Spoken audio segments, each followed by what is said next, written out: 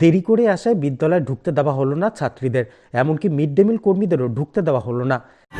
বর্দি না করে গেল, নিজে বর্দি খুদ নিজ না করিল, চাষিকে রিটার্ন পাঠাই দিচ্ছে, ওই জন্য চাষিকে রিটার্ন পাঠাই দিচ্ছে।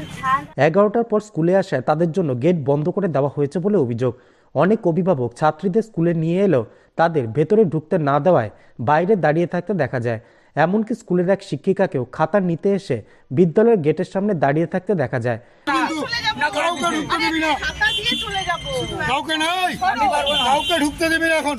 বুধবার সকালে চাঞ্চল্যকর এই দৃশ্য দেখা যায় জলপাইগুড়ির সুনীতিবালা সদর উচ্চ বালিকা বিদ্যালয়ের সামনে। বিদ্যালয়ের গেটের সামনে নতুন নিয়মাবলীর একটি বিজ্ঞপ্তি লাগানো হয়েছে। তাতে লেখা রয়েছে 10টা 45 মিনিটের পর কোনো ছাত্রী বিদ্যালয়ে প্রবেশ করতে পারবে না, কারণ সকাল 10টা 50 থেকেই শুরু বিদ্যালয়ের প্রথম পিরিয়ড। বিষয়টি নিয়ে ক্ষোভ প্রকাশ করেন অভিভাবকরা। যদিও বিদ্যালয়ের প্রধান শিক্ষিকা সুতপা দাস বলেন, শিক্ষা দপ্তরের নিয়ম মেনেই এমন কড়া পদক্ষেপ তাদের। বাচ্চাদেরকে ঢুকতে দিচ্ছে না, তার কারণ হচ্ছে যে একটাই, যে এখানে যত বাচ্চা আছে তার মেজর বাচ্চারাই হচ্ছে পান্ডাপাড়া, তারা পান্ডাপাড়া সেক্টরের বাসিন্দা। তো এবার আমরা বাচ্চাদের স্কুল থেকে একটা সিস্টেম ছিল যে 10:30টার মধ্যে বাচ্চাদের স্কুলে আসতে হবে। তো এবার 10:30টা সময় মেনেই সমস্ত বাচ্চারা স্কুলের উদ্দেশ্যে রওনা দেয়।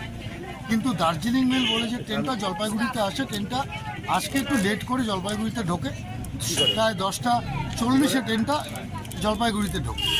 তো তার দরুন সমস্ত বাচ্চার একটু লেট হয়, সমস্ত বাচ্চা তাও 10টা 40-এ স্কুলে পৌঁছায়। এবার পৌঁছানোর পরে স্কুলের গেট আটকানো থাকে। তা আমরা জানতে চাই বাচ্চাগুলোকে কেন ঢুকতে দেওয়া হচ্ছে না।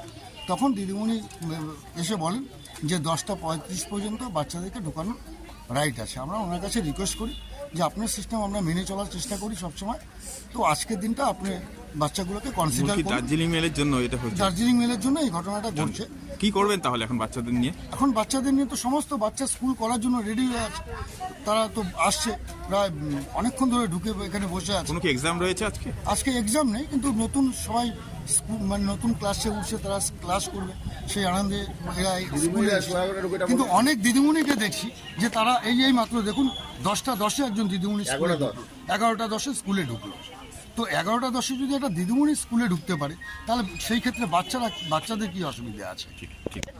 আমরা তো মিড ডে মিলের লোক, আপনারা ঢুকতে দিচ্ছে না না কেন? এটা নতুন ফার্স্টে করছে। এটা কি নিয়ম ছিল? নিয়ম আছে আমাদের 10টা 11টার মধ্যে আসতে নিয়ম আছে, দেরি হইলেও। এখন বাইরে জেনে নিচ্ছে 11টা। না, এটা হঠাৎ করে বললো আজকে, আমরা কি করি? আমি তো ঠান্ডার দিন, আর এই যে পা ন্যাংড়া আসতেছি আমি কোনোভাবে, ঢুকতে কাজ দিচ্ছে না? আছে, করতেই হবে আমাদের। ঢুকতে দিচ্ছে না? হ্যাঁ, না ঢুকতে দেয় নাই, কি করবো, ঠান্ডার দিন ভাই। হচ্ছে আমাদের West Bengal board of secondary এডুকেশনের 20-12-23-এর নির্দেশিকা। এখানে কিন্তু পরিষ্কার বলা আছে যে 10টা 40 থেকে আমাদের প্রেয়ার লাইন শুরু হবে। আমাদের বাইরেও দেখবেন লেখা আছে। এবার আমাদের স্কুলের প্রেজেন্ট গত বছরের স্ট্রেংথ ছিল 2350, প্যারাজ এবছর এখনও 5 ভর্তি চলছে। এবছর সম্ভবত 2700-র কাছাকাছি হবে যখন 11 ভর্তি হবে।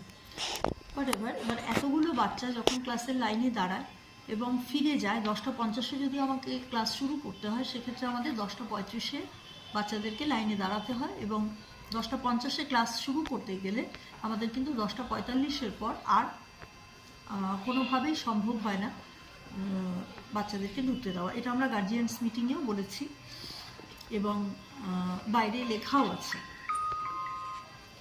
তো সেক্ষেত্রে শুধুমাত্র অভিভাবক যদি মনে করেন যে পড়াশুনো শেখানোটাই আমাদের দায়িত্ব, নিয়মানুবর্তিতা বা শৃঙ্খলা শেখানো আমাদের দায়িত্ব নয়, তাহলে কিন্তু আমরা বড় অসুবিধেয় পড়ি। কারণ যে জায়গা থেকে বাচ্চারা আসছে, ঠিক সেই জায়গা থেকে আমার 2জন টিচারও কিন্তু আজকে এসছেন, তারা প্রেয়ার লাইনে দাঁড়িয়েছেন, আমি নিজে নোটিস করেছি। আমাদের আইভি রায় এবং মৌসুমী চক্রবর্তী লাইনের ওপার থেকে এসছেন এবং দাঁড়িয়েছেন। দার্জিলিং মেল আমাদের শহরে একটা সমস্যা হয়ে দাঁড়িয়েছে। ওপাশ থেকে যে বাচ্চারা আসে প্রায় প্রতিনিয়তই তারা এই সমস্যাটার মধ্যে দিয়ে আসে পড়ে, কিন্তু স্কুল সরকারি নিয়মের বাইরে গিয়ে, স্কুল তো তার নিজের গণ্ডির বাইরে, সরকারি নির্দেশের বাইরে গিয়ে অন্য কিছু দেখতে পারে না। তার তো একটা নির্দিষ্ট দেখার স্কোপ আছে। তো অভিভাবকরা রেগে যাচ্ছেন বুঝতে পারছি, কিন্তু আমি আমার সীমাবদ্ধতার কথা তাদের জানিয়েছি। সেই পরিপ্রেক্ষিতে যখন আমাকে আমার শ্রদ্ধেয় অভিভাবক বললেন যে আমার ক্ষমতা আমি দেখাচ্ছি, তো আমি সারেন্ডার করেছি যে আমার কোনো ক্ষমতা নেই, আমার ক্ষমতা হচ্ছে বোর্ডের এইটুকু নির্দেশিকা, আমি সেটুকুই আপনাদের জানালাম।